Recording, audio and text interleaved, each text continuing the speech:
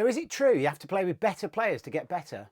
That's what I hear from probably 99% of all the players that I work with.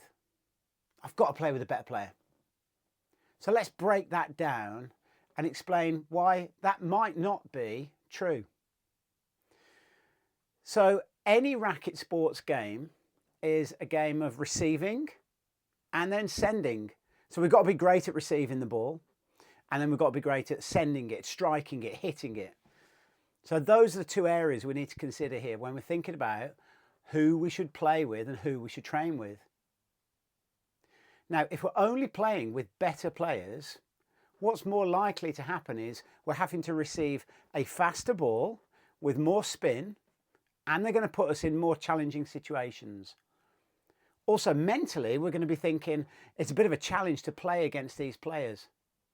It's not an area of freedom that we can have when we play them. So what we're learning to do there is to cope. We're learning to cope with the speed, the challenge of the situation.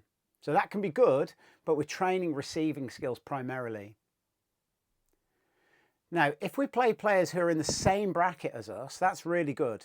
Okay, so in that same bracket, because we can work tactically on things that we're trying to do, the game is at the right level, we can explore their strengths, their weaknesses, and also we're a little bit challenged. So we shouldn't really be thinking too much, because what we're doing there is we're just competing. And afterwards we can reflect on our performance and what went well and what we can improve.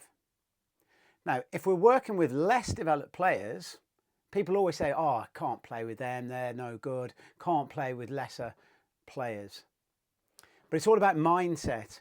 So if your mindset is that, actually, what I'm going to do here with these less developed players is I'm going to learn to send the ball better, I'm going to practice the things I've been doing in training, then that's brilliant, because what you can do is you've got no pressure. The ball is coming slower, less spin, you can read the situation better. So actually you can practice those sending skills with players who are less developed. So your mindset needs to be that you're going to be practicing these areas and you're able to create sending skills. So with less developed players we can create. With players the same level, we're learning to compete.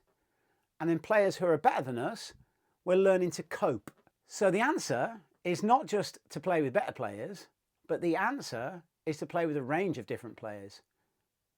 So in summary, it's not really true that you have to always play with better players to get better. Play with everybody and use those different experiences for different parts of your game.